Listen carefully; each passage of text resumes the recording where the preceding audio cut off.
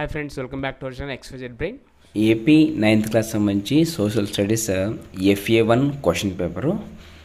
ఈ పేపర్ని అయితే బాగా గమనించండి. సో ఎందుకంటే మీరు రేపు రాయబోయే ఎగ్జామ్లో ఈ పేపర్ నుంచి కూడా కొన్ని ఇచ్చే అవకాశం అయితే ఉంటుంది. అండ్ దీనికి సంబంధించిన ఆన్సర్కి కూడా మీకు వీడియో చివరిలో అయితే చూపిస్తాను. సో అక్కడ దాకా అయితే వెయిట్ చేయండి and don't skip this video.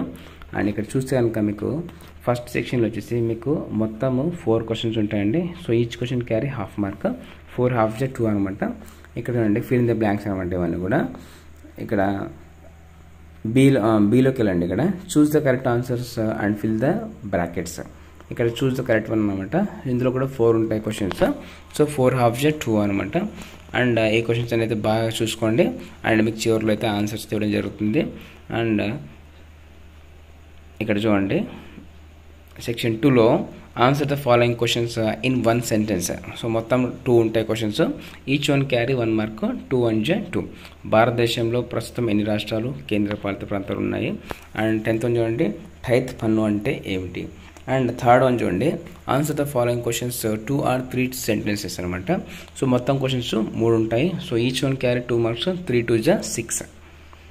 భారతదేశం ఏ అక్షాంశం రేఖాంశాల మధ్య విస్తరించింది? అండ్ 12th వన్ చూడండి, ఫ్రెంచ్ ప్రజలు విప్లవ వైపు పయనించేలా వారిలో స్ఫూర్తి రగిల్చిన ఓ 4 తత్వవేత్తల పేర్లు రాయండి. మీ దేశంలో నీవు ఏ రకమైన ప్రభుత్వ రూపం ఉండాలని కోరుకుంటున్నావు, ఎందుకు? సొంతంగా రాసి ఉంటుంది. అండ్ సెక్షన్ 4లో చూడండి మొత్తము 2 ఉంటాయి. So each question carry 4 marks, 2 4 8 marks అనమాట. 14th వన్ చూడండి, ఫ్రాన్స్ దేశంలో జాతీయ అసెంబ్లీ ఏర్పాటుకు దారితీసిన పరిస్థితులు వివరించండి. 15th వన్, ప్రజాస్వామ్య ప్రభుత్వ ప్రధాన లక్షణాలు ఏవి? సో ఇలాగైతే ఇవ్వడం జరిగింది. సో ఇది మీ FA1 సోషల్ క్వశ్చన్ పేపరు. ఇక్కడ చూడండి ఆన్సర్స్ అయితే మీకు ఇవ్వడం జరిగింది. సో ఫస్ట్ ఆప్షన్కి ఆన్సర్ వచ్చేసి శ్రీలంక,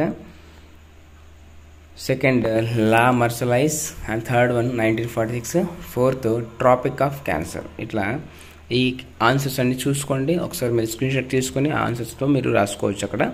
సో ఇవన్నీ కూడా బాగా ప్రాక్టీస్ చేయండి. సో అట్లీస్ట్ మీకు కొన్నైనా వచ్చే అవకాశం అయితే ఉంటుంది. And stay tune for more updates అండి. సో ఇలాంటి మరిన్ని అప్డేట్స్ కోసం మన ఛానల్ సబ్స్క్రైబ్ చేసుకోండి and click on the bell icon for notification.